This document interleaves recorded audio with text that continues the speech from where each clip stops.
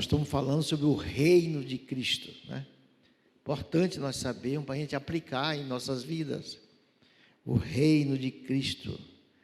Então, nós vamos continuar, né? Eu quero fazer mais umas 2 pregações sobre o reino de Cristo. Porque o reino de Cristo está em nós. Então, às vezes a gente olha para cima, Senhor, venha o teu reino. Ele vem em grande plenitude, não é? Como as águas do mar enchem a terra, assim virá o reino, visível aparência, mas ele já está em nós. O reino de Deus, Jesus falou, está em nós. Então nós vamos continuar, e é muito importante esse elo do meio de campo. Nós vamos ver aqui em Daniel capítulo 2, sobre o reino de Cristo. É muito importante. E esse capítulo 2 é uma narrativa. Nós estamos acostumados com narrativa, não com poesia. Poesia, Deus vai dar relevância a coisas espetaculares e vem de maneira poética. É lindo os salmos, né? Mas narrativa, nós estamos acostumados com narrativa. Nós precisamos aplicar a narrativa em nós. Isso é importante, vocês vão prestar atenção, porque nós precisamos começar a extrair da Bíblia esses princípios fundamentais para nós. A gente sente isso aí. A gente sente que os irmãos não estão estudando, sabem a Bíblia, mas não aplicam a palavra de Deus. Como, por exemplo, em 1787, gente, Benjamin Franklin, organizando a Assembleia Legislativa lá no Congresso dos Estados Unidos, chamou o presidente da Assembleia, George Washington, e disse: gente, vocês não estão orando, gente. É impossível, esse Deus que age em nós não está sendo usado. Olha, gente, que coisa linda, né? 1787, Benjamin Franklin. Que coisa poderosa, né? Então ele diz, ele é o arquiteto, Benjamin Franklin, presidente, ele é o arquiteto e governante do universo, e ele governa os assuntos humanos. Ora, que coisa maravilhosa. Então, às vezes a gente vive, parece que ele não está em nós. Gente, ele mandou o Espírito Santo habitar em nós, para que esse reino seja pleno em nossas vidas. Ele governa nossas vidas, Ele cuida de nós, Ele intercede por ti, com gemidos inexprimíveis. E Jesus está à direita do Pai como advogado teu. Fala com Deus, gente, pede revelação para Deus. Então nós vamos penetrar nessa narrativa, vamos ler, vamos nos concentrar e vamos aplicando o tempo todo. Então, capítulo 2, segundo ano, logo no segundo ano, lá vem aquele poderoso Nabucodonosor, não é? Que Deus colocou ele lá. Depois ele vai reconhecer. O reinado de Nabucodonosor teve um sonho. Ele estava muito poderoso, e o seu espírito se perturbou totalmente, passou a viver perturbado, mal dormia. Você vê que, olha Deus, aquele poderoso homem, o rei, dominava o universo. Babilônia foi um dos maiores impérios que nós já vimos na história da humanidade. Deus vai perturbar esse homem com um sonho. Deus só sacudir esse homem, deu para ele só mostrar que na Babilônia ele é o rei, mas quem manda sou eu. Lá no Egito, quem vai mandar é José, sou eu que vou mandar no Egito. Ele sempre manda, ele é o poderoso, ele não deixa de governar as nações. Aliás, é bom a gente citar de uma maneira assim, bem... por exemplo, Abraão chamou Deus de o juiz de toda a terra. Está lá em Gênesis 18, 25. O juiz de toda a terra. Ezequias, pegando assim alguns exemplos, recebeu uma carta de Senaqueribe: o Deus de vocês, os deuses perderam para mim, agora vai ser o Deus de vocês, esse deusinho aí. Aí Senaqueribe olhou aquela carta, o deusinho nosso foi lá para o templo e orou: Senhor, tu és o deusinho. Olha o que Senaqueribe falou. E aí Deus deu a vitória para Ezequias, o rei Ezequias. Certo, gente? Então, nós precisamos usar, não é? Usar esse Deus em nossas vidas. Ele reina em nós, Ele está em nós, não é? Futuramente vai ser pleno, mas Ele nunca deixou de determinar todas as coisas aqui na face da terra, nunca deixou, não é? Então, Nabucodonosor, Deus diz: eu vou perturbar ele com um sonho, vou mostrar quem eu sou.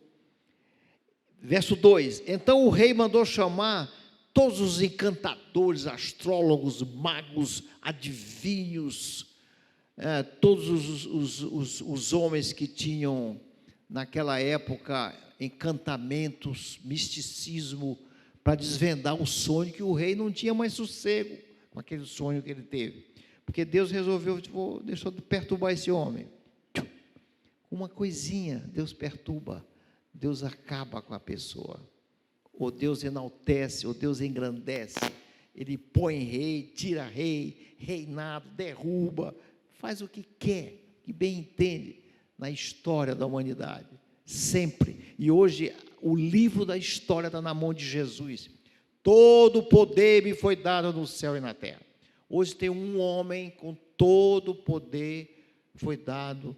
Ele sempre existiu como Deus. Jesus sempre foi Deus, Deus, Deus, Deus. Não tem começo nem fim. Mas de repente hoje ele se transformou num homem. Hoje tem um homem governando o universo, com o livro, a história da vida, a história dos gentios, dos judeus, da terra. Tua história está na mão dele. Clama a ele, meu irmão, ele te responderá. Muito bem. Então o rei mandou chamar todos esses encantadores, e eles vieram e se apresentaram diante do rei. Vieram e se apresentaram. Disse-lhe o rei: tive um sonho, e para sabê-lo está perturbado o meu espírito, totalmente perturbado o meu espírito. Quer dizer, eu estou totalmente sem dormir, sem paz, acabou comigo, eu estou aqui precisando de saber o que é isso, desvendar esse mistério. Os caldeus disseram ao rei em aramaico, o livro de Daniel é escrito na língua dos babilônios, não é na língua dos hebreus, aramaico.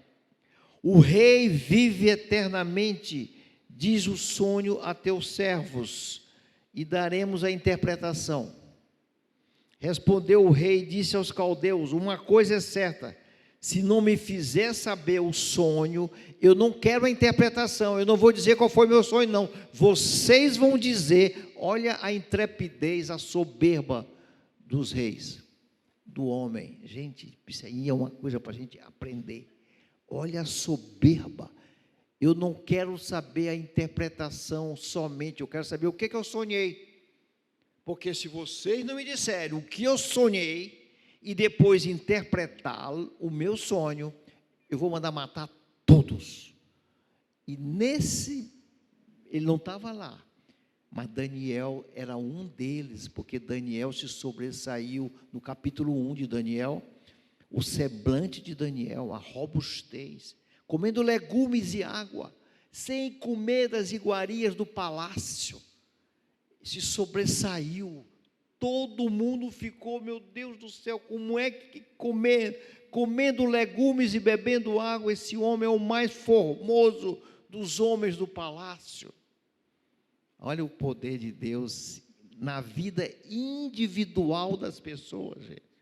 É importante a gente saber disso. A individualidade não é só um Deus que criou, não é um Deus que é o rei do universo, um Deus longínquo. Não, ele é o Deus do universo, mas ele é o Deus da pessoa, o Deus da biologia molecular. Pronto, termo médico usado.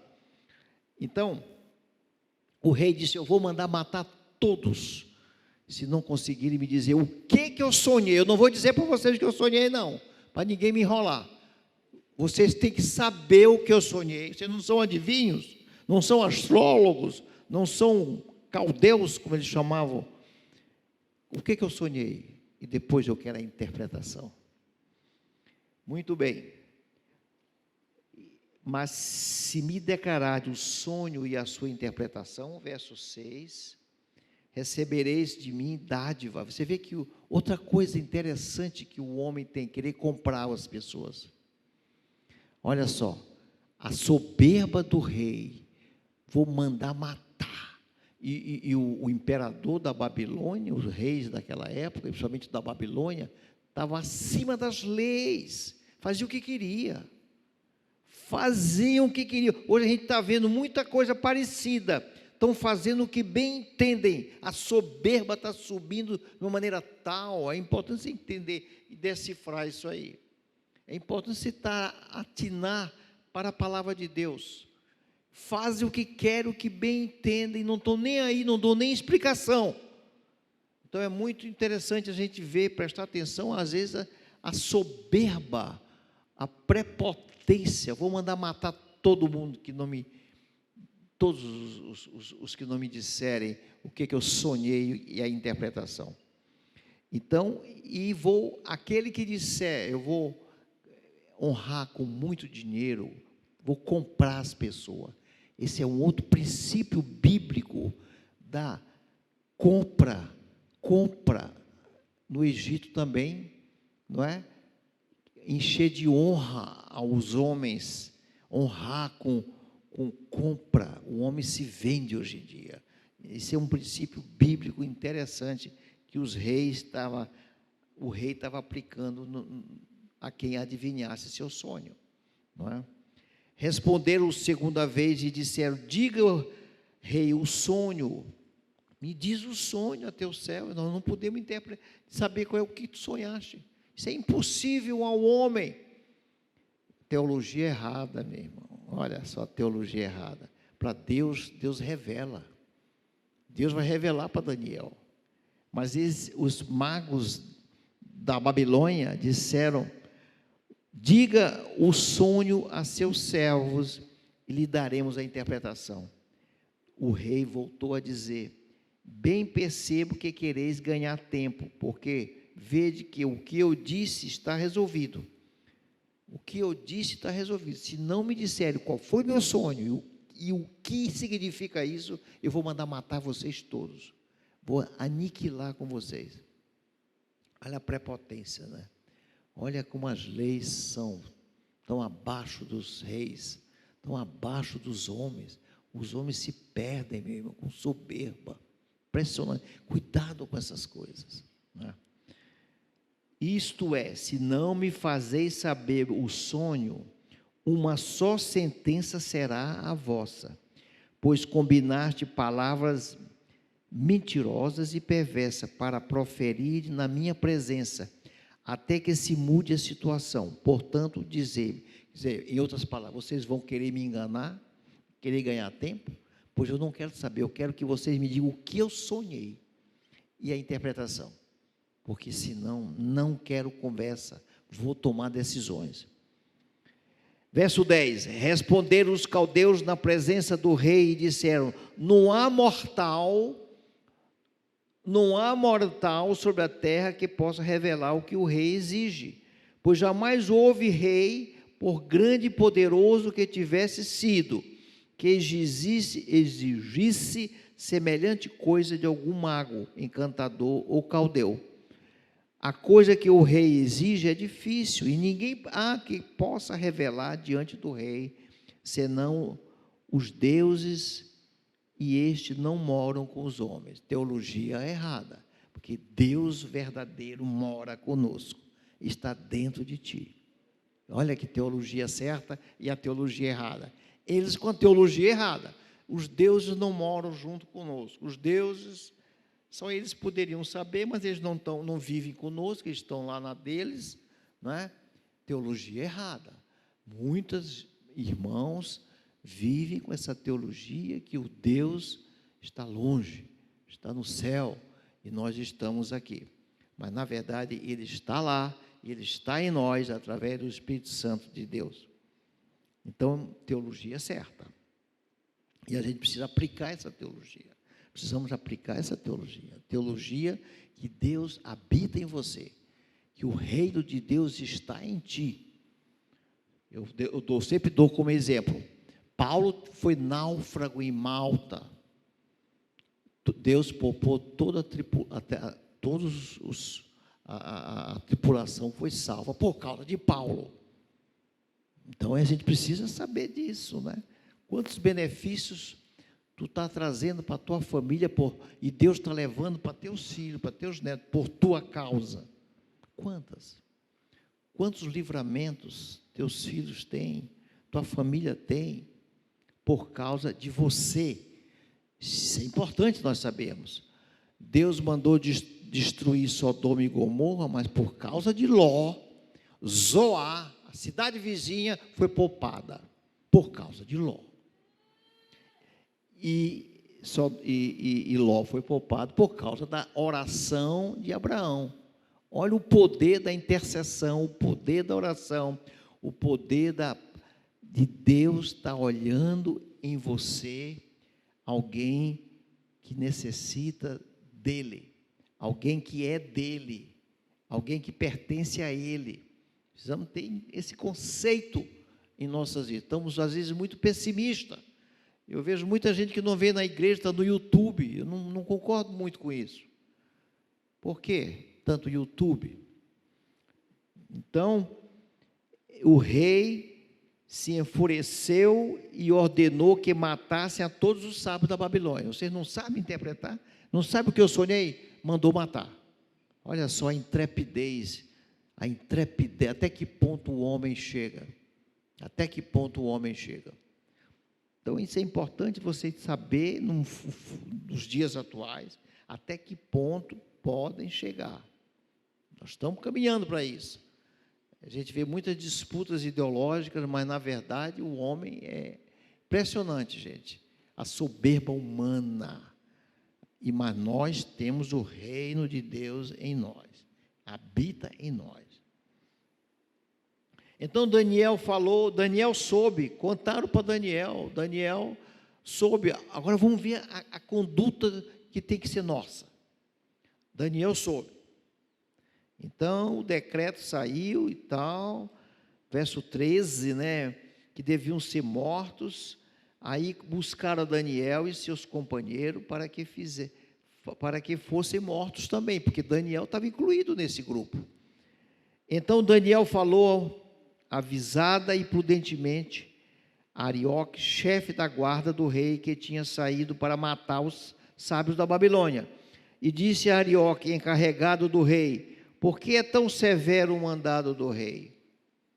Então Arioque explicou o caso a Daniel. Daniel passou a saber o que estava acontecendo. Foi Daniel ter com o rei. Daniel foi ao rei e lhe pediu designasse um tempo que ele revelaria ao rei o sonho e a interpretação. Olha o servo de Deus, não é? Então Daniel foi para casa e fez o caso saber aos seus amigos. Olha, Daniel não ficou para ele só. Daniel tinha amigos, gente, é importante. Tinha amigos. Os amigos, a gente começa logo a aplicar isso para nossas vidas. Daniel não vivia só. Tem gente que vive só, gente, sofrendo. Vai sofrer. Tu está numa caverna, sai dessa caverna, meu irmão. Daniel foi logo participar para os amigos dele. Olha, a situação é essa. Vamos viver junto a situação. Primeira coisa, vamos lá. Então Daniel foi para casa e participou aos seus amigos, Ananias, Misael e Azarias, seus companheiros, para que pedissem a misericórdia. Primeiro, ele pediu um tempo. Lógico que ele foi orar. Segundo, participou para seus amigos, participou para a célula do seu problema. O amigo melhor do que os da célula, não é? Participou do teu problema para a célula. Vamos orar juntos. Terceiro, para que pedisse a misericórdia de Deus. 3 coisas importantes você tem que fazer, então, diante dos teus problemas. Olha só, Deus está nos dando essa dica. Às vezes tu não está fazendo nenhum dos 3. Peça para Deus, com os amigos teus, com a tua célula, com a tua supervisão, para que orem e peçam para Deus que use de misericórdia para contigo. Isso pesa muito, meus irmãos. A Bíblia é riquíssima. Deus usando de misericórdia. A mulher cananeia, Deus diz, não, eu não vim ainda para vocês, por enquanto eu vim tratar dos filhos de Israel. E ela se prostrou, ela clamou, e Deus mudou o plano dele e atendeu ela. Olha que coisa mais linda do que a mulher cananeia, a mulher Ciro-fenícia, que coisa linda, aquele exemplo. Deus mudou os planos dele e atendeu a mulher. Pronto, exemplo mais belo do que esse. Então a misericórdia, verso 19, então foi revelado o mistério a Daniel, numa visão de noite, Deus revelou para Daniel. Veja o Deus que revela mesmo. Deus revelou a Daniel. Daniel, o que fez Daniel? Primeira coisa, bendisse a Deus, glorificou Deus. Olha, a primeira coisa que o servo de Deus faz, não saiu por aí contando vantagem, não, vou para frente da igreja contar o que eu, não, fez nada disso. Tem gente que quer logo contar na frente da igreja, vou dar um testemunho. Não, primeira coisa, glorificou Deus. Não é? Então, verso 19, foi revelado o mistério a Daniel, numa visão de noite, e Daniel bendisse o Deus do céu. O Deus do céu era muito usado essa expressão no Velho Testamento, principalmente no livro de Daniel, muito usado, o Deus do céu. Abraão usava também, o Deus do céu. Disse Daniel, seja bendito o nome de Deus. Olha só o coração desse homem. Seja bendito o nome de Deus, de eternidade a eternidade, porque dele é a sabedoria e o poder. Ele não estava dando méritos a ele, não. Não há meritocracia para ele, nem para o companheiro dele. Na hora do mérito, ele vai dizer isso para o rei. Ele vai dizer isso para o rei, como José também falou para o faraó. Mérito a Deus, o meu Deus. Isso é importante, gente. A gente precisa prestar atenção para isso. Tem muita gente colocando mérito para si. Eu estava ainda agora escutando um papo ali embaixo, onde o irmão dizia,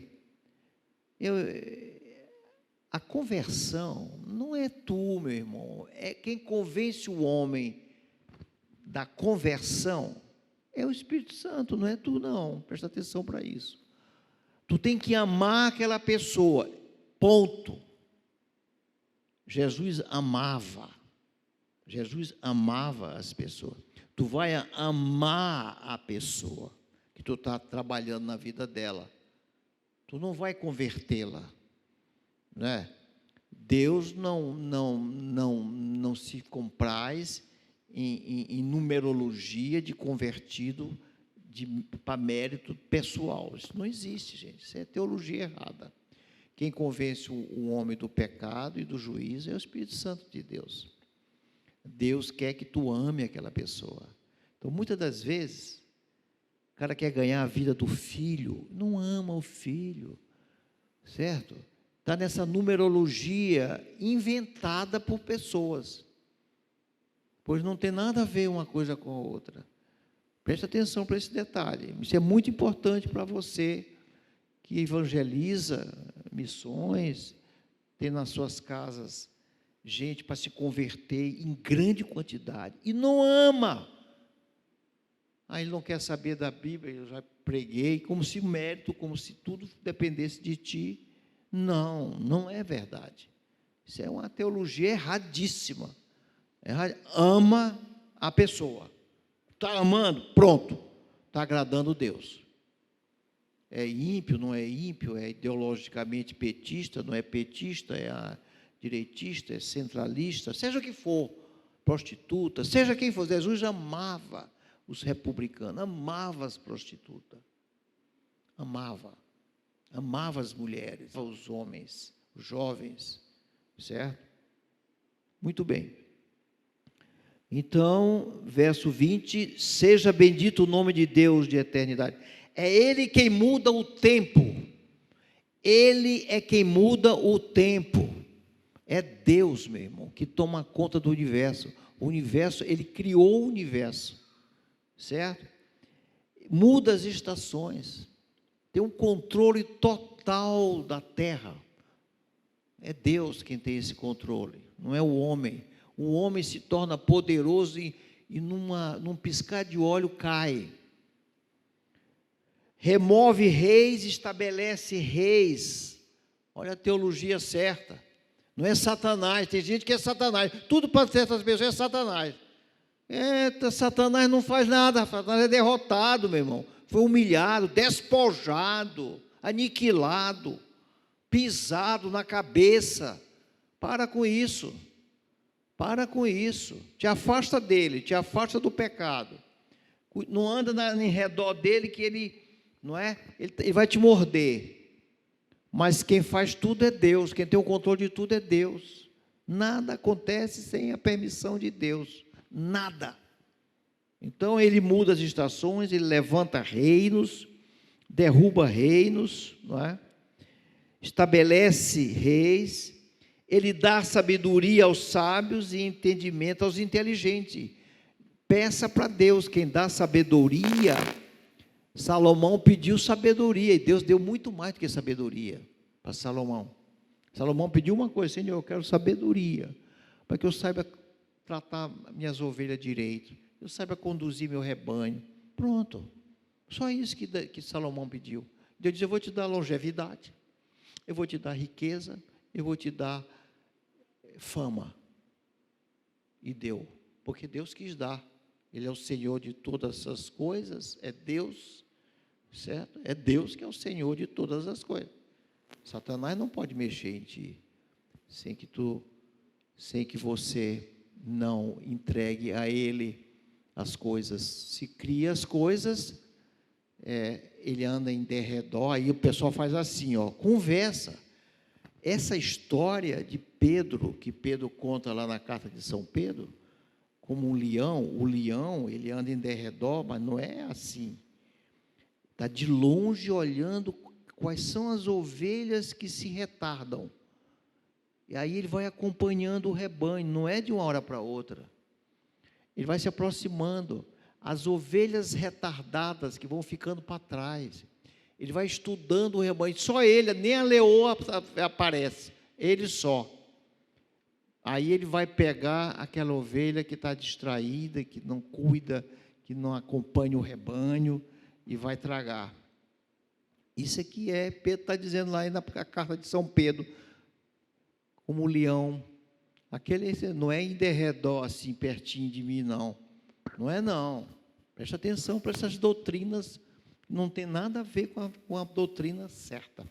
O leão espreita de longe, ele está planejando quem é a ovelha que vai. Não é assim, não.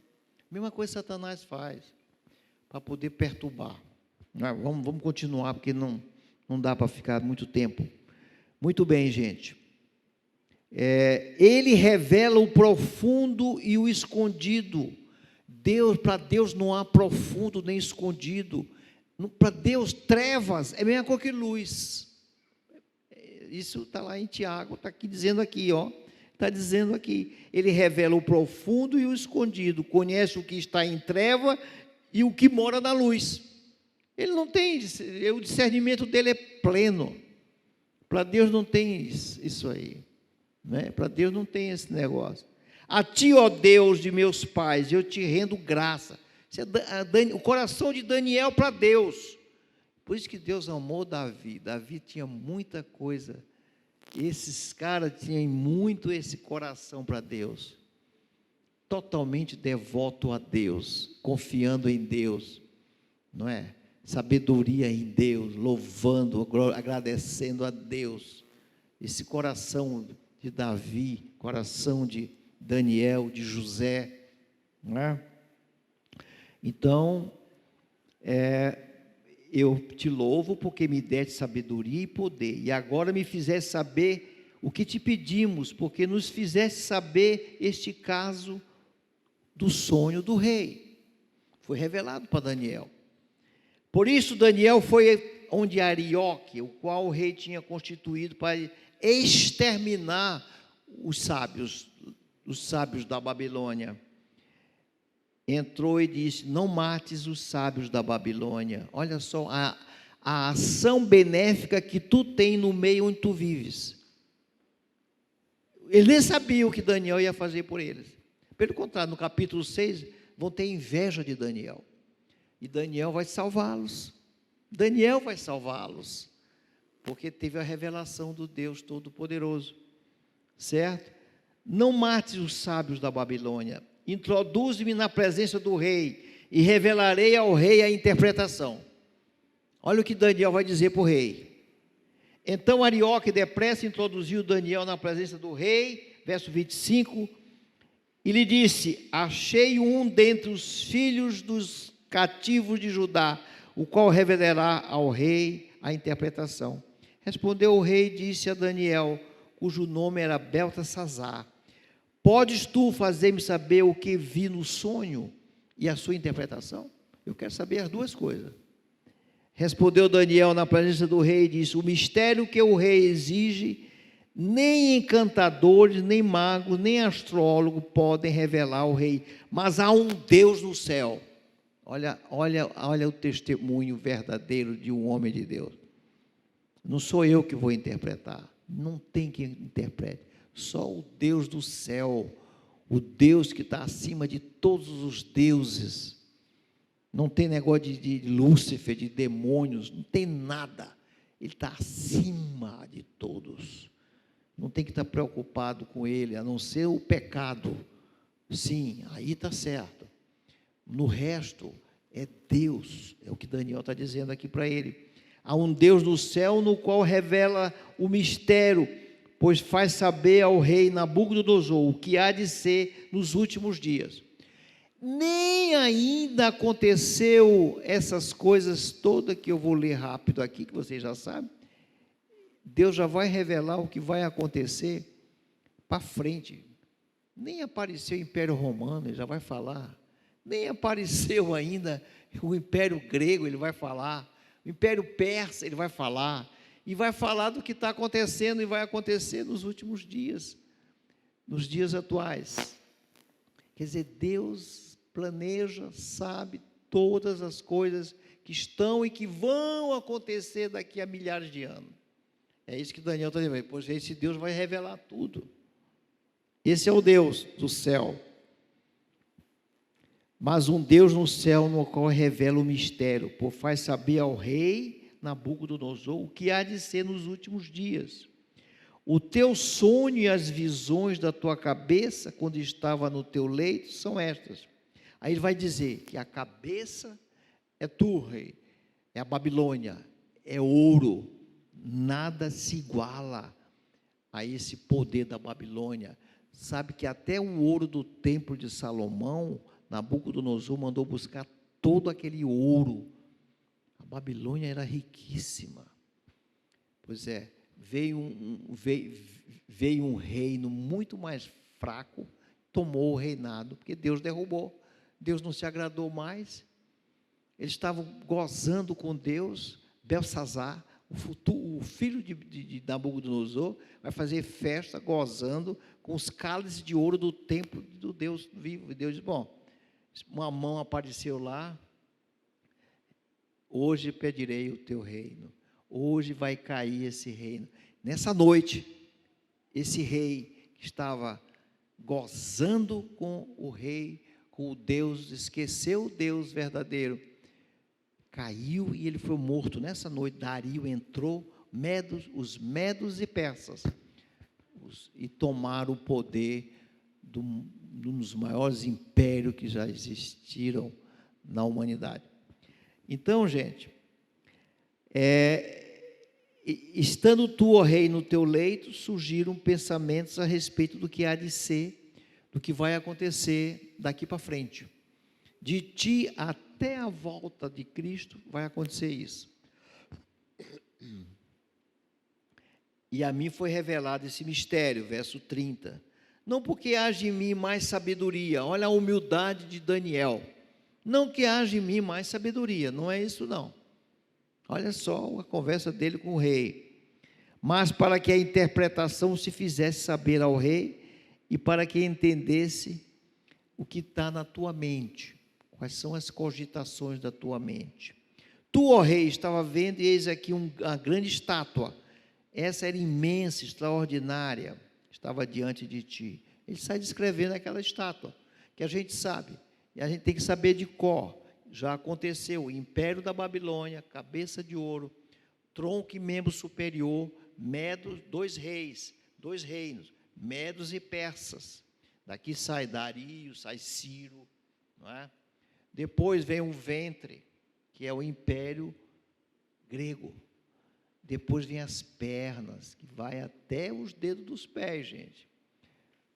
Império, ferro, ouro, prata, bronze, vai caindo, ó, vai caindo a ferro, e lá embaixo nos pés, o ferro misturado com barro. Vamos saber o que é isso. Então ele sai descrevendo esse sonho, essa imagem. São reinos que vão surgindo, vão caindo, porque o Deus vai colocar e o Deus vai tirar. Porque Ele é o Deus poderoso, Ele governa, Ele é quem manda, a Ele nada se compara. Então, a perna de ferro e os pés, em particular, de ferro e em parte de barro. De ferro, porque o Império Romano foi realmente atroz, foi um império duro demais, anos e mais anos tiveram reinando, mesmo até o ano 1200, o Império do Oriente, o Império do Ocidente, foi dois, né, Oriente e Ocidente. O do Oriente durou até o ano 1200, capital Constantinopla, o Império do Oriente. E foi realmente um império que dominou um exército duríssimo, não é? E de lá vieram a arquitetura, de lá vieram o algarismo romano, matemática, muita coisa, não é? Estradas e muitas coisas surgiram do Império Romano. Tiveram o auge, como todo império, tem seus realces. Mas, por outro lado, muito fraco, de barro. O que é fraco? Fraco por quê? Fraco na moral, a ética. Fraco, mistura de povos, com deuses diferentes, né? Por isso que não casam, nunca casaram. E a gente vê hoje os pés, esse metade de ferro e metade de barro, se a gente aplicar para os dias atuais, a gente vê ideologias políticas, a gente vê ONU, OEA, imperialismo duro e parece assim, na verdade é frágil, não tem consistência nenhuma. Metade de ferro dá uma aparência de que vão mandar, e até certo ponto vão mandar mesmo, mas a fragilidade é tremenda, e não só na família, a gente sai aplicando na sociedade, na estrutura de colégios, faculdades, universidades, e tudo a gente sente hoje o ferro misturado com barro, não casa, uma parte realça, não é? Mas vai ser tudo é poeira, não tem consistência nenhuma. Quantos impérios menores já surgiram aí? Hoje a gente está vendo a China, todo mundo na China, Deus vai soprar quando Ele quiser. Isso não vai ter aparência de ferro. Realmente eles têm algumas coisas, tal, não é? Mas, por outro lado, fragilidade total, sem Deus, sem leis cristãs, sem igrejas. O que tu pode esperar disso, gente? Qual é a consistência? Metade de ferro, metade, mesma coisa. Hoje você já pode observar em tudo o ferro misturado com lodo, com barro. O barro, Deus criou o homem do barro. É o barro tomando conta das coisas, é a humanidade tomando conta das coisas, sem Deus, frágil, ego, vaidade, prepotência, poderio, corrupção, orgulho, é o que se vê, é o lodo misturado com ferro. Você já aplica isso aí, tremendamente, nos dias atuais. Então, a pedra, mas vejam só, então de lá vão sair 10 dedos, mesma coisa, ferro misturado com barro. Aparentemente 10 potências mundiais, a gente já vê, reuniram-se as maiores potências do mundo, só vai ver, não sai nada. O que sai disso aí? Preste atenção. As maiores potências mundiais estão em 7, não é?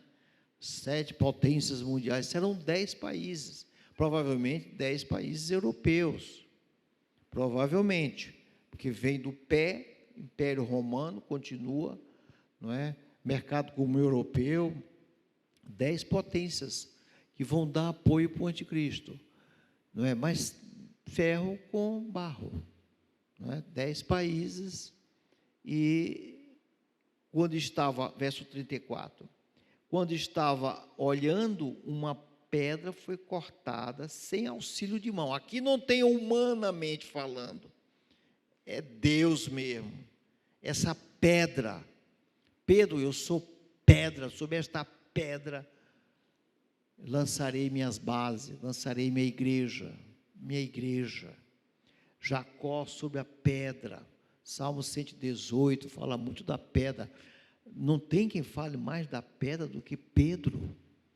Pedro, além daquele episódio com Jesus, Pedro, lá em 1 Pedro, capítulo 2, do verso 4 ao verso 8, tem versículo que a gente precisa saber de cor, e até é bom que a gente abra a Bíblia em 1 Pedro, capítulo 2, é importante essa pedra, não é? 1 Pedro, capítulo 2, de 4 a 8, chegando-vos para ele a pedra que vive, rejeitada, sim, pelos homens, mas para com Deus eleita e preciosa. Também vós mesmo, como pedras que vivem, sois edificado casa espiritual, para ser sacerdócio santo, a fim de oferecer sacrifícios espirituais agradáveis a Deus, por intermédio de Jesus Cristo. Essa pedra, ela vem com os que estão lá já, descerá e vai cortar o pé, e toda a estátua cai, todo esse imperialismo, toda essa história, essa tradição da Babilônia para Roma vai ser destruída, e um império novo, que é o império cristão, Cristo reinando. Para vós outro, portanto, os que credes é a preciosidade, mas para os descrentes a pedra que os construtores rejeitaram. Essa veio a ser a principal pedra angular, pedra de tropeço e rocha de ofensa. São estes que tropeçam na palavra, sendo desobedientes para os que também foram postos. Então, São Pedro fala muito dessa pedra. E Daniel aqui, ao que viste, verso 43, ferro misturado com barro de lodo, misturar-se-ão mediante casamento, mas não se ligarão um ao outro, assim como o ferro não se mistura com barro. Nós já explicamos isso aí, não é? Mas nos dias deste reis, o Deus do céu suscitará um reino que não será jamais destruído. Aí vai acabar com esses reinos que caíram todos, surgiram novos, caíram, vão ser todos destruídos. Mas esse reino não será jamais destruído, esse reino não passará a outro povo, esmiuçará e consumirá todos esses reinos, mas ele mesmo vai subsistir para sempre. Aí vem Cristo com os que já estão na glória, com os que estão aqui, não é? Os eleitos, as novas, eu chamo a atenção, gente, os que nasceram de novo. Os que nasceram de novo, as novas criaturas, as coisas velhas já passaram, eis que tudo se fez novo. João capítulo 3, de 1 a 18, Jesus é claro ali para Nicodemos, os que nascerem, quem não nascer de novo, não entra no reino, não entra no reino, quem não nascer de novo. Então, isso vai acontecer, não é? Como viste que do monte foi cortada uma pedra, sem auxílio de mãos, ele esmiuçou o ferro, o Império Romano, tudo o bronze, não é? A Macedônia com o Império Grego, o barro, a prata, e o ouro, a Babilônia, vai ser tudo esmiuçado. O grande Deus fez saber ao rei o que há de ser futuramente. Certo é o sonho, fiel é a sua interpretação. Então, olha só, isso aqui é muito lindo. O rei Nabucodonosor se inclinou e se prostrou diante de Daniel. Essa é a situação, meu irmão. Essa é a situação diante de Deus, mesmo no imperialismo babilônio. Em todos os impérios, Deus nunca deixou de ser, não é? De ser o manda-chuva. Disse o rei a Daniel: certamente o vosso Deus, olha o que ele vai dizer, certamente o vosso Deus é o Deus dos deuses, é o Deus que está acima de todo Lúcifer, de todos os deuses, de todos os demônios, principados, potestades, dominadores deste mundo. Nabucodonosor reconhecendo.